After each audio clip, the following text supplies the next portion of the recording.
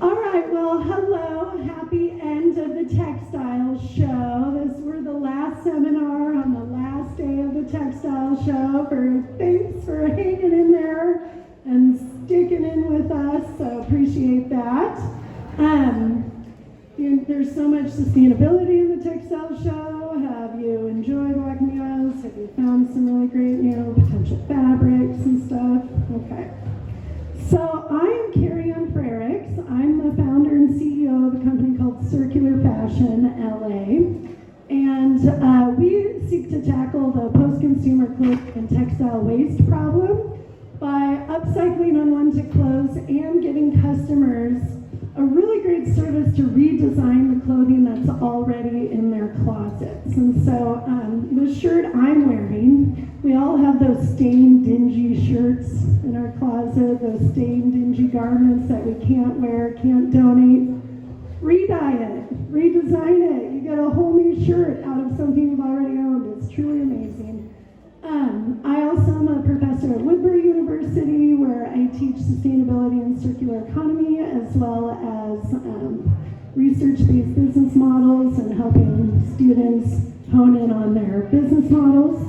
And then I'm also a mentor with the Ellen MacArthur Foundation. They're from Linear to Circular program, if any of you are familiar with the Ellen MacArthur Foundation. And then finally, I'm the organizer of the Circular Economy Club Los Angeles. So if all of you are interested, I invite you to join. Just go to circulareconomyclub.com. You can find a club like Los Angeles and join. We have a really cool Circular Cities Week event coming up in late October, where we should have some, I need to talk to you about that actually, where we have some really great series of events coming up. So we are here today, myself and Jenny, to talk about how to incorporate the circular economy principles into your business model. So before we do that, you want to introduce yourself? Hi, ladies. It's always all ladies in the sustainability table, but I'm Jenny. Thank you for coming. I have a company called Rewilder, and our mission is to find wealth in waste. So we work with mostly post-industrial fabrics and textiles that can't be recycled, and we divert them from the landfill. My business model is changing a little bit over the last year, working with larger companies on B2B projects, less consumer facing, and looking to do more high impact material diversion stuff.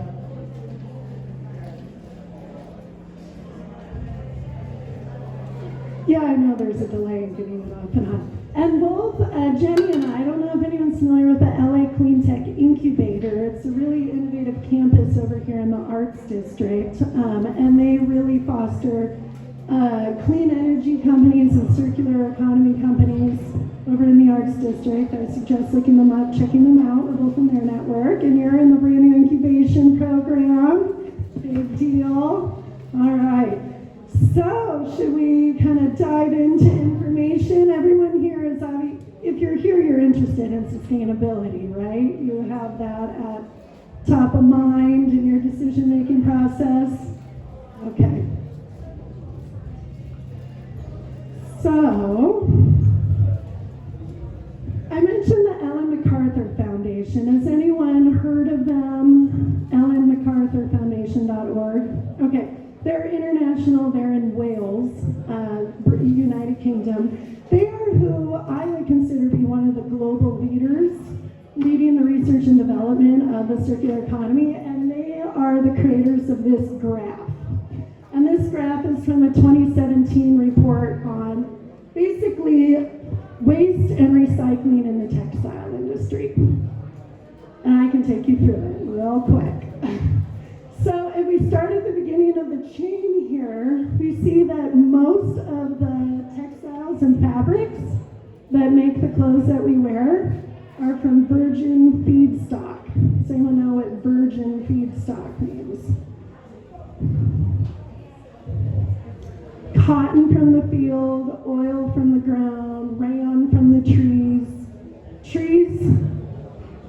Most people don't understand how the fashion industry affects deforestation around the globe. There's a huge rayon, viscose, cellulose, all of those are tree-based fibers, and there's a big problem with going into endangered forests and deforestation. So that's virgin feedstock, but we see about 2% is recycled content from other industries. And there's some of that here on the textile floor. Any ideas what recycling from other industries? What are we using from other industries to recycle into our own fabrics? So, yeah. Plastic water bottles. PET is making a lot of really great recycled plastics out there, and there's a number of these recycled plastics on the show floor. And so if you're looking for polyester, sourcing a recycled polyester is a great way to go. That's readily available now, and it's scaling more and more, okay? So all the annual fiber production, right here, 12% losses in production. What does that mean? Where are we losing fiber in production?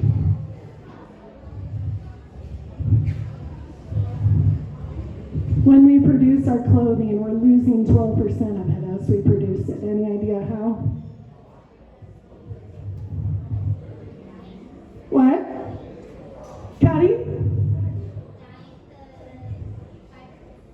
Okay, yeah. Ish, yeah. Any other? Shrinkage as far as like theft and loss inside, or like shrinkage when you wash and dry it? Shrinkage when you wash and dry it? Maybe not necessarily. Think production. Errors. What do you do with that first and second sample that hasn't applied? What do you do with that? What do you do with the production run that quality control noticed there were 10 misshapen arms, and so they pulled those out? What do you do with those? Okay? What else? Yeah. The cutting room floor. Yes, where we place our markers, how we place our markers, and what happens when those scraps don't go into production. Those scraps end up on the cutting room floor. Okay, lots of room for opportunity here. Okay? And now we're in the customer, we're reusing. Microfiber leakage, where's that happening? And what stage does that happen in? Washing, the laundry, the lint trap of your dryer door. If it's an organic microfiber like cotton, it's probably not a problem if that goes out into the ecosystem. It kind of just goes away. But if it's a plastic, and now suddenly the fish are eating the plastic, and we're eating the fish, and what does that mean? We're all eating plastic. What does that mean? Okay, and now we see 73% landfilled or incinerated with what's being recycled. So along the way in collection and processing, we're losing 2%. 12% when you cascade recycle, that would be like your denim jeans becoming insulation for the home, or your old clothes getting shredded down and becoming fillers for a car seat, or stuffing for a stuffed animal. Okay, so that's cascaded recycling. Closed loop recycling. What's closed loop? Closed loop, when it recycles.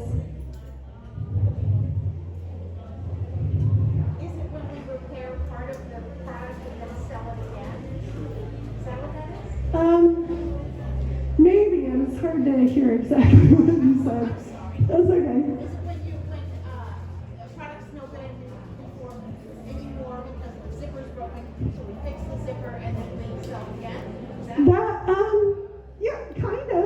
That would be in the repair and stuff. This is textiles getting recycled into textiles, textile recycling. And this graph is as of 2017, which is when this started hitting the market. So if this graph is updated for, let's say, like 2025, I suspect this number might go up to maybe like 5% or something like that. So this is 2017 numbers when textile recycling was just starting to take off, and now it's more and more scalable. And then this, etc.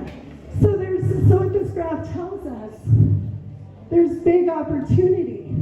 There's big opportunity. There's big opportunity. And there's big opportunity. It's just all the waste we're generating as an industry. We can look at that as opportunity, like how you say. Okay. So, have you heard of the term circular economy? Who's heard of it? Who knows what it is? You're nodding. What is it? You're fine, yeah. I'll repeat what you say. Okay, anyone else?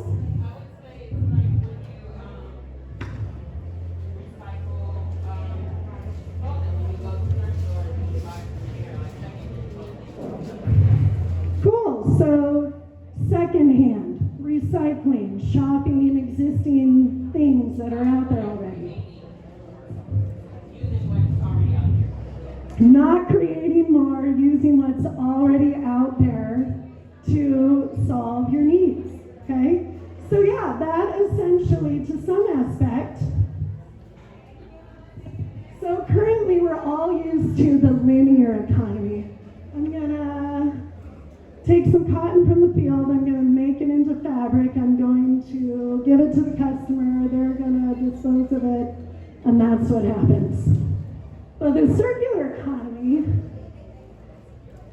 keeps all that in use, and truly nothing is wasted.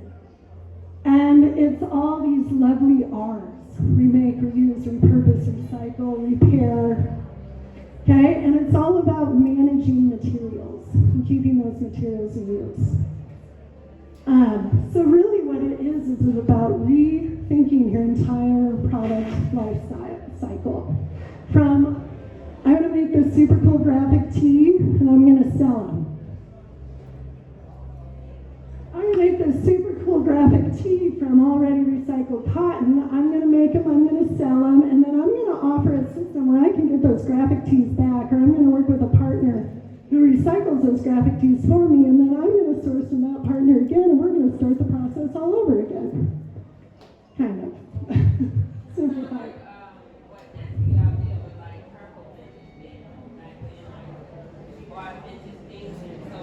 And flipped it, as she said. Yeah. So this is an opportunity for new business models, new strategic opportunities, and we have to think strategically about our waste and what's left over. And then new relationships with both customers and suppliers. How we work with suppliers, all our wonderful vendors over here. Discussions need to start changing. You need to ask questions of your suppliers. What forest does this rayon come from? How have you certified that it is truly organic cotton? It's recycled from plastic water bottles. Tell me about your process. Where'd those water bottles come from? Okay? And also with our customers, because when it's circular, we need to somehow get our hands back on it again. So that's a relationship with the customers as well. And then here's some resources. Just take a picture of these logos. Amazing wealth of knowledge on the circular economy with the MacArthur Foundation and a lot of great programs. The Circular Design Guide is a partnership with the MacArthur Foundation and another company. If you go on that, it'll blow your mind about how to rethink your whole design process, how to rethink your business model. What does this original business model even mean? And what can my new relationship with my customers even look like? I use the Circular Design Guide in my classes. It's a gold mine. I believe they're here, or they at least did a talk yesterday in the sustainability seminar, but the Sustainable Apparel Coalition, they manage the Higgs Index. Have you heard of the Higgs Index? It's a series of 5 different tools that can help you audit materials, your company structure, et cetera, et cetera. And then Circle Economy, they're another international organization based in the Netherlands, I believe. They focus highly on cities and what cities can do, but they have a lot of great information about textile recycling as well. Okay. So, The circular economy is very broad. It's a vague concept. Keep using things. Keep using things.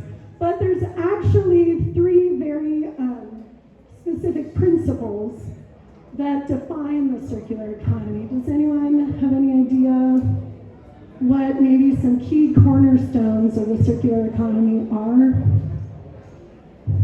Think waste.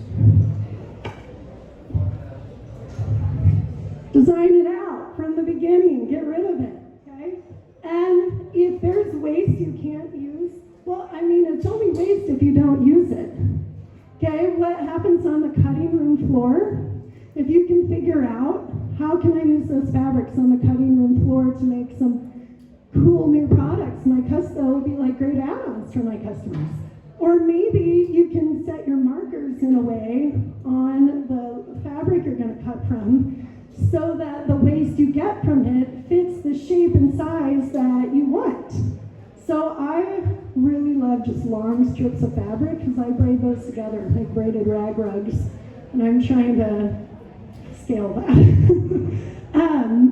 So it's a true audit. What waste are you generating, and how can either you eliminate that waste from your business model or use it, because then it's not waste, it's an asset.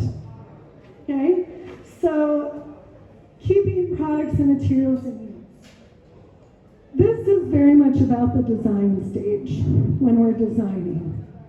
This is very much about our relationships with our customers and how we can think strategically about that. So when you want to keep products and materials in use, these have to be good products that can stand the test of time. Fast fashion doesn't cut it. That doesn't work. You gotta have good quality products. And you have to forge new relationships to have some management of products once they leave your warehouse when it's sold. Okay, so think like when that customer buys that graphic t-shirt from me and I ship it off, what happens is at the end of your relationship, of course you're emailing them because you want them to buy another shirt or another something, but could that shirt they all bought from you make its way back to you somehow, or can it go into some other feedstock that helps that out versus just like the landfill? And as much as we all love donating clothes to the Goodwill and Salvation Army and etc., 10 to 15% of those clothes get sold, and the rest get shipped overseas eventually, where they end up being landfilled or incinerated. So when you see on the news where they're interviewing like an indigenous tribe, and that indigenous tribe is wearing a Pepsi Cola t-shirt, that's because the clothing that could not be sold were shipped to third world countries. And that ruins their own cottage industries. Okay, so that's why that happens. And then regenerating natural systems. And this is all about, the word sustainable is great, but sustaining really means you're running a treadmill, you're keeping it going. When you're regenerative, you're actually adding value back to the system versus sustainable is good. I don't want to put down sustainable because at this point we need everything, right? So if you're sustainable, great. But if you're regenerative, it's like doing good instead of doing less bad. Okay, sustainable might be like, I'm going to choose a RAM supplier who does not harvest trees from endangered forests. And then regenerative would be, and now on top of that, I'm gonna take part in planting 10 additional new trees as a part of that transaction, type of thing. Okay. So how can your business model help the environment and not just exist within it? Okay. So it's a journey, not a destination. There's a long road ahead. I'm from Nebraska. That looks like a Nebraskan road that never ends into the distant prairie distance. So when we're designing and framing our business models, let those three principles of design out waste, keep products and materials in use, and regenerate natural systems Keep those on the top of your mind and let those principles help frame your everyday decision making. The smallest little decisions add up over people and over time. So, and you don't have to do it all at once, that's impossible. You can't completely just switch everything you're doing and start new. Just pick somewhere, pick a focus, get started in it, and then add as you go. And adjust as you go. You need to constantly audit what is and isn't working. And so with that just sort of broad groundwork laid, Jenny here rewilders some specific applications of what you've done in your business. Does anyone have any questions just kind of on this in general before Jenny goes to her? Yeah. Well, can you put the slide down because I didn't get a picture of it? Oh, the principal? Sure. Yeah. Thank you so much. And I'm gonna talk about an actual example of Carrie Ann has basically just laid out for you. Because Rewilder, we work in that space that she's talking about. We're working with fabrics that are on the cutting room floor. We're working with fabrics that have been rejected because of quality control. And then we're also working with Deadstock t-shirts, overstock t-shirts. So I basically am looking for all of those materials that, all of that opportunity that you laid out is basically exactly where I see it.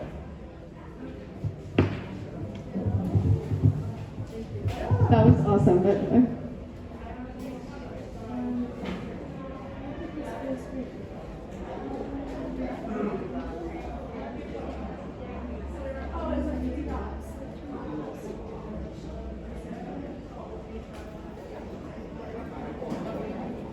And you guys feel free to stop me if you have questions at any point. But basically, like I said, so I'm Jenny. My company is Rewilder.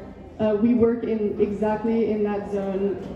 I loved your diagram, by the way, because when you said there's opportunity here and there's opportunity here, that's exactly what we're trying to capitalize on. Is let's not let these fabrics go to waste. Let's not let these things actually go to the landfill, because they sit in the landfill for thousands of years, especially this sort of high performance industrial materials that are designed to last a lifetime. They're designed to last forever. So a little bit about me. My background is in architecture and materials. I worked in material development and architectural problem solving for 15 years before I started Rewilder. I have a business partner, Stephanie, who's not here. She's in science and marketing. So we're a great team, actually, in terms of the entire, I work in the materials and the design. And she does the storytelling and the marketing, which is obviously a very important part of this entire process. You know we have a problem. That's obvious. So I wanted to just go quickly tell you a little bit about how Rewilder started. So I mentioned my background was in architecture and materials, and I was actually teaching a materials class at Art Center when I was doing research on post-industrial materials for the students, and I came across this, which is a filter cloth that they use in big beer manufacturing. So they use that to filter hops and barley. And at one brewery in Colorado, so the Miller Coors Brewery in Golden, Colorado, they throw away 2 tons of that fabric every 3 days. So when I found out that number, that was really the catalyst for me starting this entire company, which was really the opposite of everything I had done before. But so this is a picture of me and Lisa, my friend. So we actually drove to Colorado. We took a brewery tour. It took 6 months actually just to find the right contact at Miller Coors to talk to about this material, because big companies like that, they're not really keen on you digging through their trash. And they also don't even have a person that you can talk to. It's not like you can just call up and talk to someone who directs you. It's an automated system. I had originally to call up Miller Coors. It says, enter the name of the person you want to talk to. And I'm literally Googling most popular last names and punching in names and getting someone on the phone finally. So this process took 6 months just to meet this person who could help figure out the material stuff. And so we got to go there and actually see how it's used and see the process and see how it's wasted. So in this picture you can actually, I don't know if you can see that, but there's pallets and pallets and pallets of material there. But what's interesting about this process is that it was exactly the opposite of everything I had done previously in my design career, which was basically things were designed in the computer with no understanding of materials, no understanding of gravity, no understanding of like how to actually put these things together. And this was a complete flip for me because I had found this material. I started a company around this single material. And I had to be like, okay, so I have this material, now what can I design with it? So it basically flipped the entire design process on its head. This was the first collection of bags that we designed. It was this is the beer filter cloth. And these were climbing ropes that we hollowed out and stitched flat. And from the very beginning, it was really important for me at Rewilder to try to be 100% upcycled, 100% zero waste. And that's not actually possible. So our pain points, it's not, right? Our pain points are in like hardware. So clips and snaps and zippers. You can see like the grommets, the snaps, like those are the things that actually, as hard as I tried, it was cost prohibitive to try to upcycle those things. And cost is something, like price of production is something I'll talk about, because that is always in this business. But this was our first line of bags, and we started as a consumer-facing company and have sustained that way for 3 or 4 years before we started to move to a different business model, which focused more on B2B stuff. And I won't go through all of this, but the ways that I make money now, one is in material supply. So I find and source and rehabilitate these materials, and that's a big part of my business, because like I said with the Miller Coors thing, it's like detective work, actually, just to find the materials. So actually the finding and the rehabilitation so that these things can actually be reintroduced into the world of design, that's a big part of my business. And then we do projects like these furniture pieces. So this is made out of airbags. And those airbags, the material that I use for that is pre-consumer. So I get it from a factory in Baja where they make 5 million airbags a year. So what Karen was talking about, the cutting room floor and the scraps from production and quality control, like all of that material qualifies as that. And then we do a lot of projects that I call hero PR projects. So this is in collaboration with big companies that, because of the world we live in right now, want to be more sustainable. So this is actually a collaboration with Pepsi, and the cool thing about the place that I'm at in my company growth and development is that Pepsi can come to me and say, we want to make bags. We want to make zero waste bags, right? And then it's this back and forth between, okay, obviously I can make you bags, that's easy. We do that all day long. However, I don't want to make you bags if you're going to make 1,000 bags and you're going to do this whole PR story around how great you are in doing this zero waste project when really you're also the 3rd largest polluter in the world. So I'll do these bags for you and we'll tell a great story and it will be zero waste if you also commit to these larger scale material diversion projects. So I'm able to sort of flex power in that way. That's really exciting at this point. And it feels really good. So I have like a small, authentic, sustainable brand, and now I can leverage that to actually try to make bigger change at a larger corporate scale. By the way, which I believe fundamentally that it's not really the job of the consumer to make these changes. It is the job of these big corporations to make these changes, because we are flooded with materials and plastic bottles and all of this stuff that it's very hard, even in my own life, my own personal life, I strive for sustainability, regenerative as much as possible, but it's very difficult with kids in Los Angeles to live that life. This is actually the project that sort of started us off doing B2B work. This was for the Hollywood Bowl. So we took their street pole banners and we've been doing this actually for 4 years. And this was awesome because it was the first time that I saw a company actually commit in a financial way to sustainability and to zero waste and to material diversion. Because we made over 10,000 of these bags so far from, I mean, if you guys drive around Los Angeles, these banners are everywhere, right? Like they're literally on every single street pole. They're, like I said before, they're designed to last forever. So this material will literally sit in a landfill for thousands of years. It's dated, I mean, like it literally has a date on it. So it has a lifespan on the street pole. But they paid about $7 a piece to make these manufactured locally in Los Angeles from 100% upcycled materials, which is the street pole banner. The thread is upcycled. The handles are seat belts, like that didn't make quality control, so that same like rejected material. And you could get those totes made in China for $1 a piece. So they really committed. They had marketing dollars that they put towards this. It wasn't product for sale. It was actually part of their marketing department. So that's also an interesting space to be working in. Is like a lot of the projects I work on are actually about marketing rather than sales, because the entire model of production and consumption and sales is changing when you look at it through a regenerative lens. And then so another way that we work is we do R&D projects, and this again is in service of finding materials that we can put back into the world of design. So this is a jacket that we did, and this is an interesting project to talk about just because the design parameters that we gave ourselves was to make something that was 100% zero waste.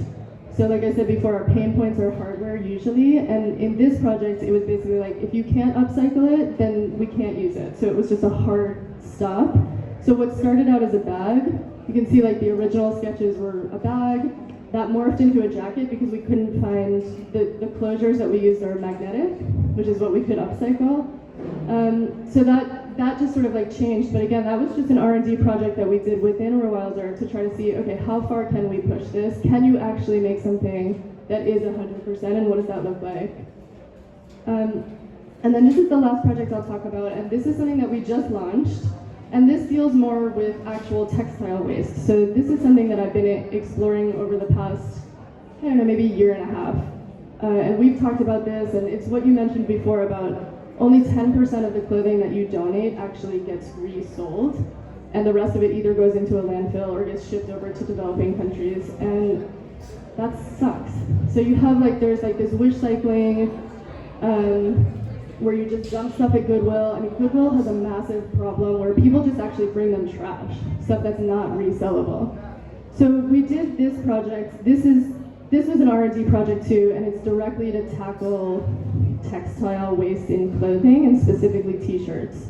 So this is a t-shirt that we made from 3 old t-shirts. So it's literally just taking old t-shirts that had no value in the market, cutting them up, making a roll of fabric, and re-sewing another t-shirt. So it's really like the simplest form of what we do, actually. But the cool thing about this project was that we got to do a lot of education around it. So this is some of the graphics that we did. And then one of the other things we talked about is, why is this so expensive, right? Because that's something that I talk about a lot with across the board. Why does your backpack cost $108? Why does this t-shirt cost $108? Why does the backpack cost $118? And you're like, well, actually, we're making it in Los Angeles, we're paying fair wages, we're making sure that we're doing right by the earth. You know, I mean, there's like all of these components to it. So this has been a really interesting exercise in storytelling and trying to understand what people, like what will move people to change their behavior in these regards. I think that's it, unless you guys have any questions. I mean, yeah.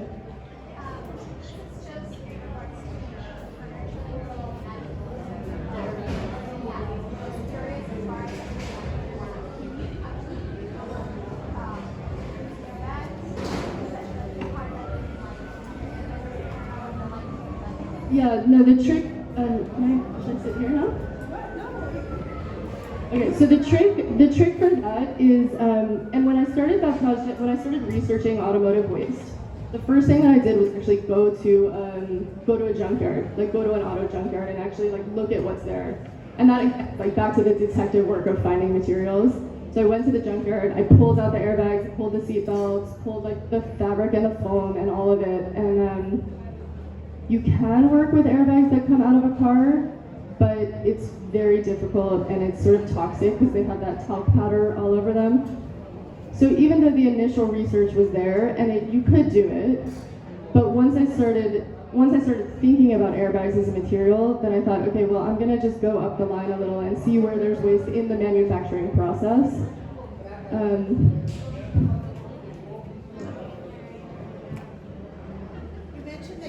Trouble coming up with hardware like brass and nickel issue.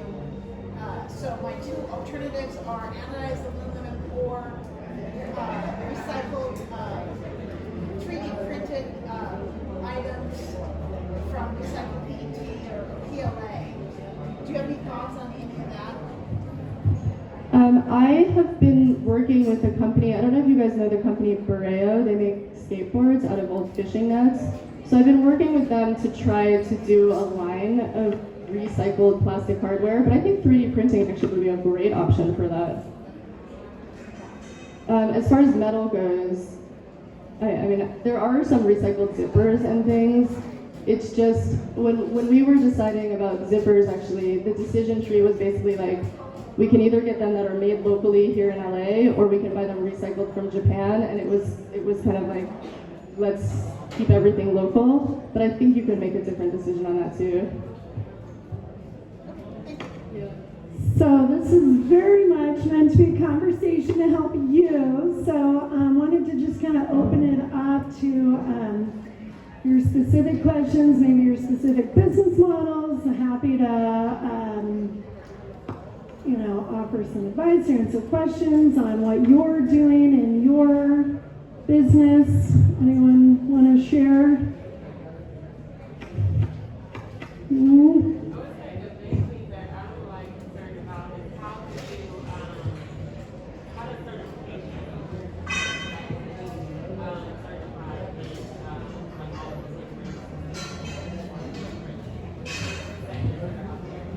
Okay, so the question is, how do you certify yourself as a sustainable designer, basically? Okay. The 9 a.m. seminar tackled that specifically, so the woman who hosted that would be the best person. But as far as I don't necessarily think it's required, but I would say, as far as certification go, I think what's most important with that is via the materials you choose from. Like if you are buying an organic cotton, make sure it has a GOTS, Global Organic Textile Standard certification on it, or there's a few certifications. Don't ever just take the word of the supplier. Like I was once shopping a print and it was like a garden print and it had organic on it. And I was like, oh, you got organics now. And they're like, no, this isn't organic. And, well, then I cannot buy a print that says organic on it. So, you have to always probe and ask those questions of your suppliers. And then there's no required certification for yourself, but there's definitely programs out there. Yeah. Yeah, of course. Karen, are you certified do you have any certifications? No. No, me neither. Professional credibility for being in the... I will say we've looked into some of those things. Like I've looked into becoming a B Corp, and that's something I do actually want to do. I also want to do B Corp. And the Higgs Index, which you mentioned before, is also a good measure of sustainability. But I think the best thing if you're starting your own brand, besides for what you just said, which is 100% accurate, ask all those questions of your suppliers, and you can also push them to be better, right? Like the zipper company that I mentioned, they recently installed solar panels, and I've been having that conversation with them for 7 years of you gotta do better. But I don't have any specific certifications that make me a professional aside from my architecture degree. Yeah. Yeah. The biggest issue I'm finding is actually finding the materials. So I have a clothing line for women that have or will have breast cancer related surgeries.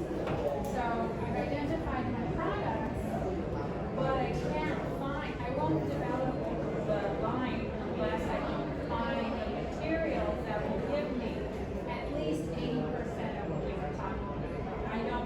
I like my ethos is kind of do no harm, right?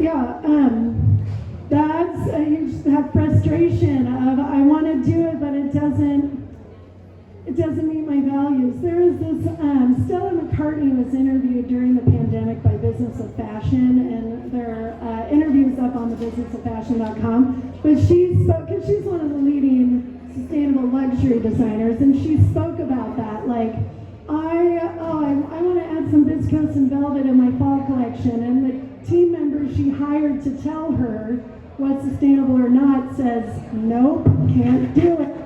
Or I really want like to add some sequins, and they're like, okay, here's the 5 sequins options you have to choose from. So it's a frustrating challenge. That they have leverage that a startup Well, sure, doesn't of have. course, So yeah.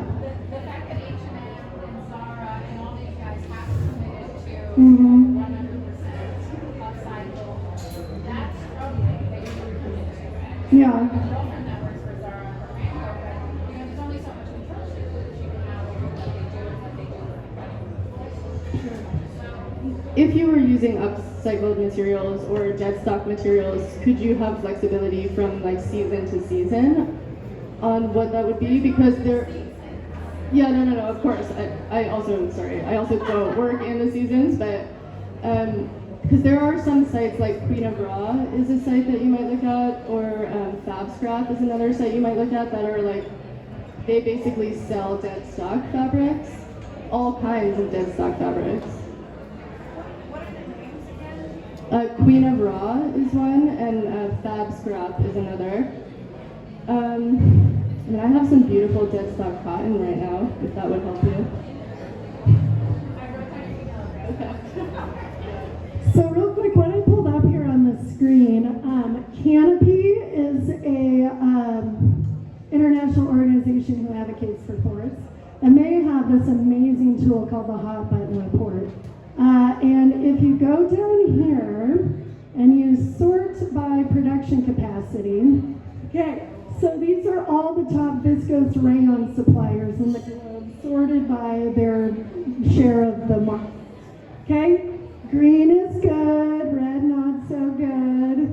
Okay, so you can use a tool like this, for example. There's various ones out there, and you can click on each one. So like Lenzing, oh, pretty green, pretty decent share of the market. What are they doing? And it'll tell you all the steps they're taking, which makes them a well-rated company versus if you look at, if I go back again, if we look at this top supplier, you can click and you can see what are they doing, what are they not doing, what steps are they taking.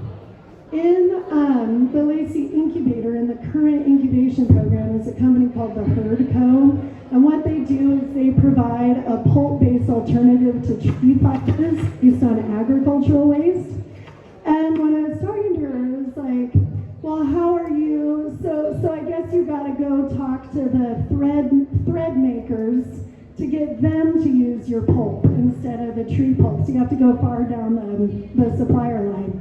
And she says, we're going to the brands and we're saying, here's our alternative. You go to your suppliers and demand that they start using an alternative like this. And I was like, well, then you got to be talking to some at least medium-sized brands.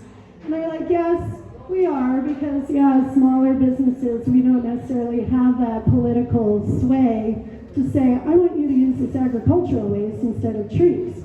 But, there's a lot of tools out there like this that tell you, like, what trees are they coming from. That looks like a lot of green, though. Are they really that green? What's so interesting, I've added this up. So it's a mix. Out of all of this, the top 40% of the market is a green shirt. No. Opposite. Top 60, like almost 60% of the market is a green shirt, and 40% are red. So it's still a significant amount. And that, if they're red shirt, it means they're going into like the Amazon or Indonesia, these old growth forests, and they're just logging straight from the forest, instead of logging from a forest that's actually grown to be a logged forest. So another thing comes to mind. There's a local company called Amber Cycle, which is AMBRE Cycle, and they're recycling polyester. So if you need like a poly fiber, I think they're almost at 100% recycled. I don't know how commercially viable it is. Like Carrie Ann said, that stuff is all very new. Yeah. Amber, AMBRE Cycle. And if you have specific questions, you can email me and I can connect you with them. Yeah.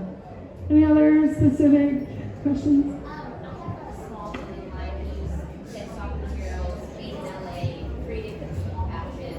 And the number one thing is the price point. People just don't understand that price point for all those things that maybe you're trying to keep in mind.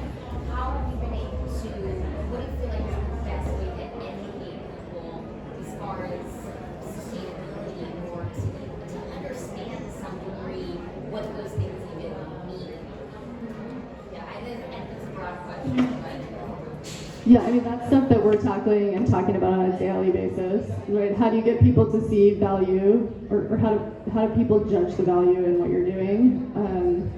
I think for Rewilder, it has been a total roller coaster, right? Like when I started the company, we talked so much about sustainability, like is sustainable, like all the eco, all the green stuff, and then we realized like people don't really give a shit about that. Okay, let's talk about fashion. Okay, this is high fashion, it's seasonless, you can have it forever. We talked about like heritage stuff, you can give it to your grandkids or whatever.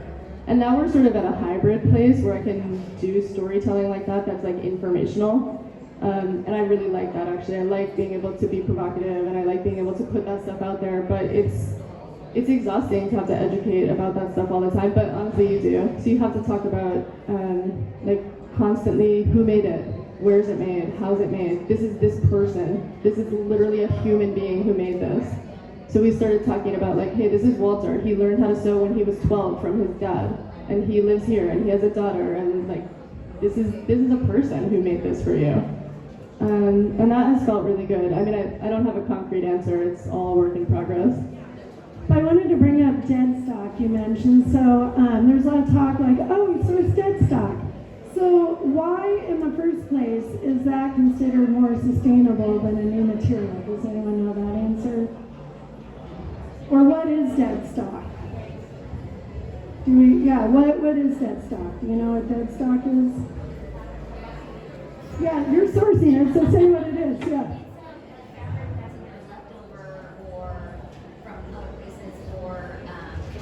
It's just fabric that can be used instead of going to landfill or. Right, yeah. And are you asking like how do you judge it? How do you like see what's dead stock versus something that's just sitting on a roll in a store? First off, why is that better than buying something new? Yeah, its carbon impact has already been spent, so you're kind of accessing a bank that's already been spent. So it's like, if I source new materials, that new material needs to be made according to your order. But if you go source dead stock, you're basically pulling from a bank that's its pollution has already been spent. So that number one is why versus spending new pollution. And there's enough dead stock in the world and enough existing clothing in the world to fund all of our fashion dreams. It's just the challenge of rehabilitating it, or I love this print, but I only have 3 yards of it. What do I do with 3 yards of one print? So it does, just like you said, change that design perspective. If you're a trained designer, like I teach at Woodbury, we're all trained to design a product, go source materials for that product. But yet what we're doing is we're looking at what materials are available to us, what products can I make from those materials that are available to us. Yeah. I don't know if you guys saw this story, but there was a lot of controversy last year because Adidas did a collaboration and they said it was dead stock, but it was actually overproduction. They had done the production in the first place. So it was like if you produce 10,000 yards of something and you only need 9,000 and you're left with 1,000, and then you do another project with that 1,000 and you call it a dead stock. Like, that's kind of bullshit. Yeah, you don't want it to fuel the oversupply market. I mean, I'm not saying you're doing that, and I don't feel like I'm doing that either, but there's like, at that corporate level, there's all of this gray area around like what's authentic and what is greenwashing.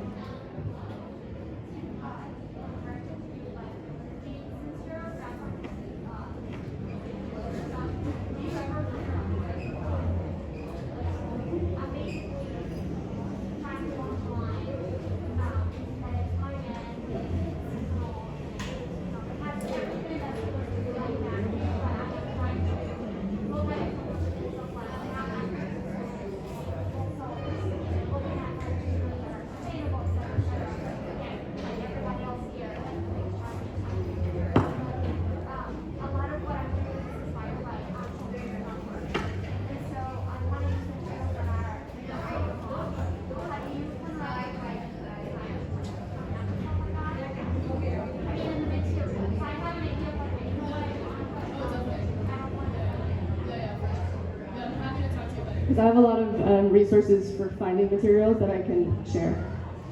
So if you have like a specific thing in mind, like I'm looking for yellow polycarbonate as an example of something that just came across my desk. Absolutely. The other thing too is like I'm based in LA and I want to keep my production environment here, but with a specific product, so it's super tough. I mean, all of that is like so my production team is also here in Los Angeles.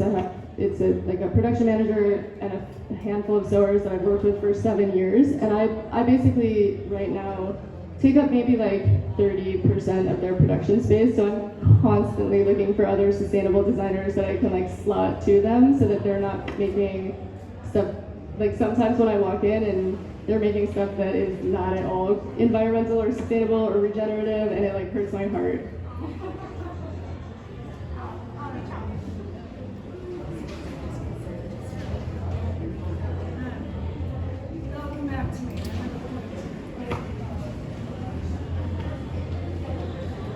Made it, yes.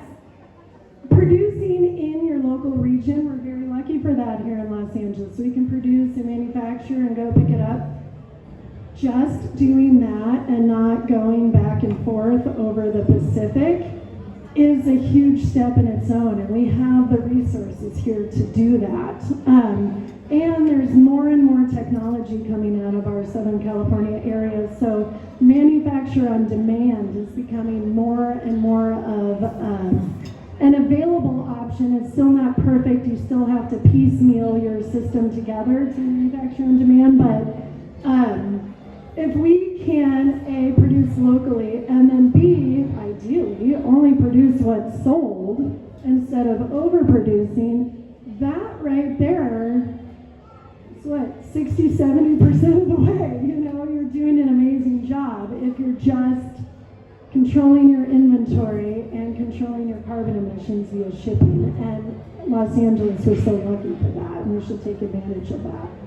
Well, that shift in consumption, I think, is a really important thing to stress. Is like the model that we're moving towards on projects is actually a pre-sale model, where you sell it and then you make it, so that you don't actually have to make 100 pieces and you sell 72. Yeah, that's a really important point. And I think that just gets to like this idea of like everything is immediately available, right? Like you buy it and it's at your doorstep. You buy it at 10 a.m. and it's there at 4 p.m. Like that model doesn't work if you're more thoughtfully consuming stuff. And customers are getting there. I think the industry is starting to hit a critical mass, and I mean, everyone talks about it. Every commercial on TV is we're sustainable, you know, and that's a lot of greenwashing potentially. Not always, but and now customers are caring more and more too. So in your website and your social media, if you really just educate on like, you don't need to go buy a cheap new top every week. You can buy things that are more seasonless, more classic, higher quality, merchandise them in different ways, you know, and we're all trained like, oh, I was photographed in this last week, I can't wear it again. There was a moment in my 20s when I was going out, I was in the same pink dress. And it was like, I gotta switch up my dress, I guess. And so that's part of the problem, yeah. I'm like, yeah, it's the same pink dress, yeah.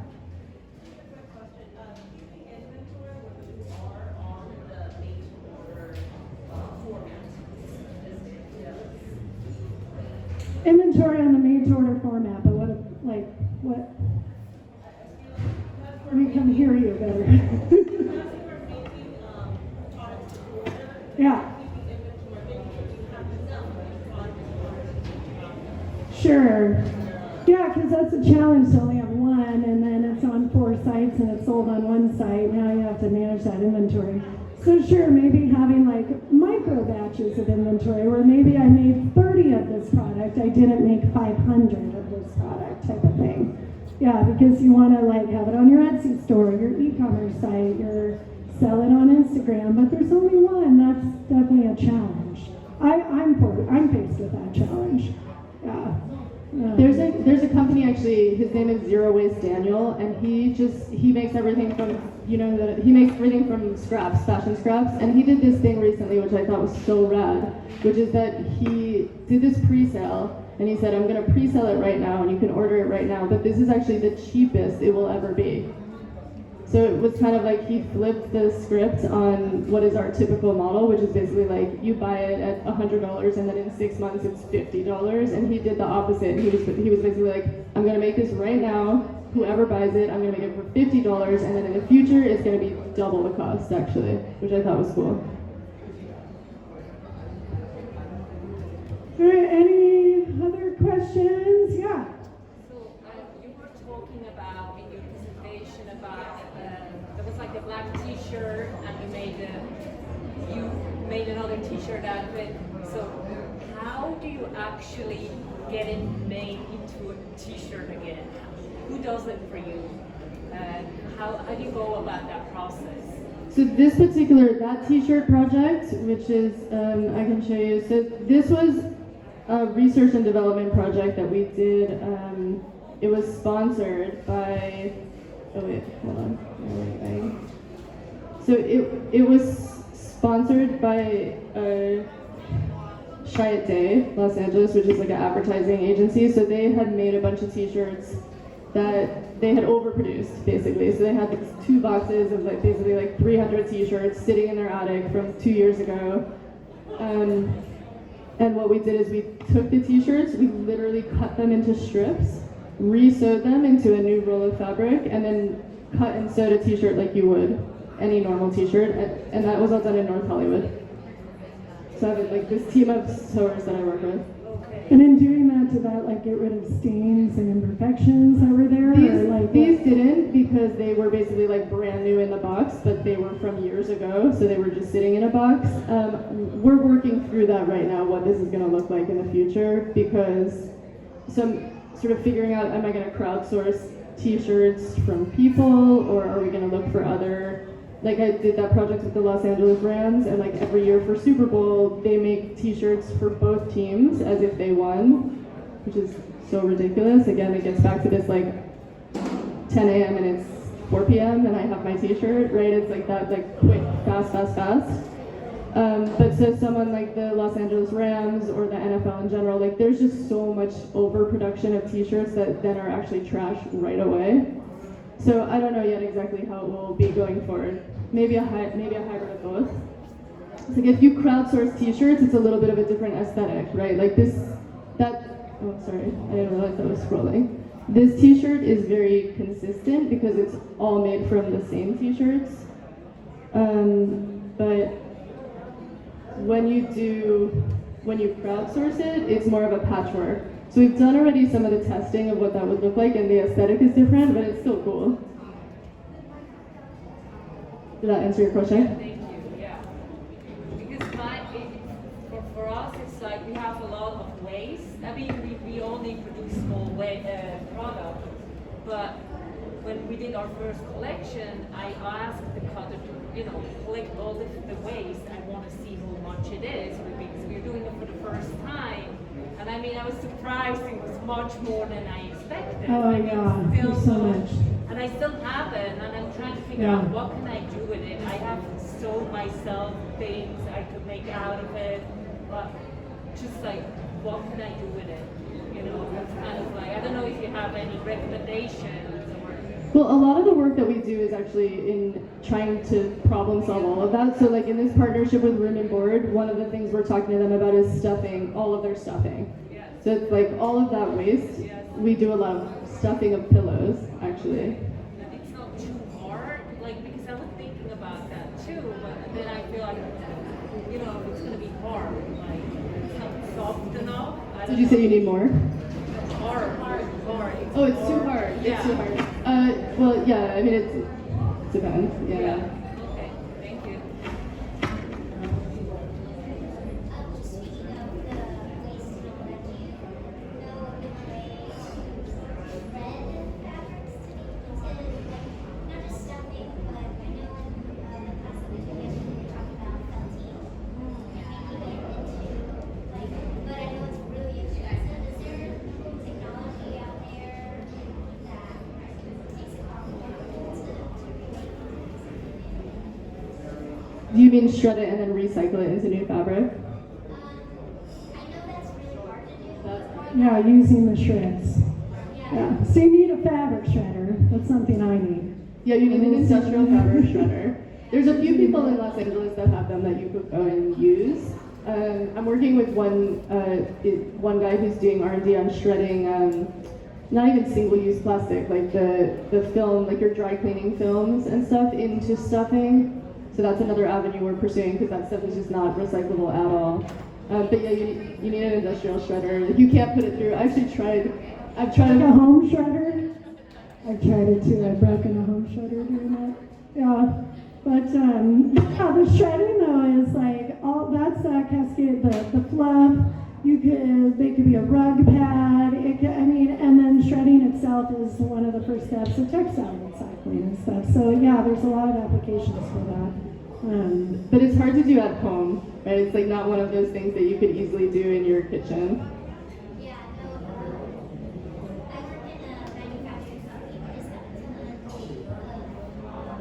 waste after close for on-demand manufacturing company. And when unfortunately when you do things on demand, we don't have a marker that Yeah, sure. magically puts everything together, reduces all the waste. And all of our waste is white, so it can really lost. So it's not as colorful as textile waste.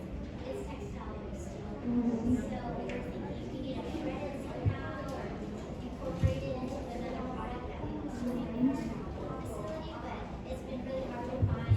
Yeah, that's the challenge. Point out that it's swimwear, so it's got the lycra in it. My understanding is it's got lycra in it, and it sort of gums up the shredder because it generates heat. Yeah. I learned that from Fabstrap, Jessica. Oh, yeah. Yeah, that sort of gets in the way of that process. Yeah. It's like, Yeah, they actually at FabScrap they separate that material and they send it to landfill. Yeah, which is too bad because there's lycra in jeans. You might be able to talk to Ambercycle and see because they deal only with poly fabrics. Well, that's the challenge with recycling, though. Is like, you have to sort out what should be recycled and what shouldn't be recycled. So much shouldn't even be recycled. It should be upcycled, reused, resold. And there's a movement to just recycle. So that worries me that like so much that shouldn't even be recycled to begin with is being recycled. But then you have to sanitize it. You have to sort it via fiber, and then from fiber sort it by color. And then you have to disassemble, get all the zippers, all the buttons, all the grommets, get all of that off. And then you have to shred it. And then if it's cotton, it becomes a mechanical recycling thing. If it's polyester, it's more of a chemical recycling thing. So even if you're just recycling, you have to focus on what fiber am I recycling, because they're very different processes. So, any other questions? Jenny and I can talk about this all day. We can talk about this all day. I know, but, totally, for sure. I was just looking up because I just got this email from Ambercycle, which, oh, by the way, I spelled it wrong. It's actually AMBER. And they're having a big open house day on Thursday, October 21st. Okay, head to that. Yeah. And then, oh my god, and then at the bottom it says, please do not circulate this invite publicly. Way to go. Good job. That's okay. We're industry. We're all industry. Yeah. Yeah. Okay. Yeah. I can privately invite friends, so if you share your email, I'm happy to send it. Mhm. All right, well, any other final questions? Got some insight, I hope. Everything. The problem is there's no standard. It's all dependent on your specific business model, which is also a beautiful thing because we can all be in this space. And the beautiful thing of fashion, even if we're all making t-shirts, we're all making t-shirts of different sizes, different shapes, different colors, for different people. So there's fashion will always that's why it's so saturated, because there's so many different styles that are required and so many different body shapes. No one designs for a 6'2" woman, nobody, right? So there's so much opportunity. That's why we can all exist in this space together and work communally and try to forge relationships, because there's so many different customer segments, so many different styles, so many different body shapes, so many different target markets. But all the end goal is not destroying our home planet. Okay. Totally, I totally echo that. Like, collaboration leads to innovation, and sharing knowledge, all for sharing knowledge. All right, thank you. Go enjoy your Friday.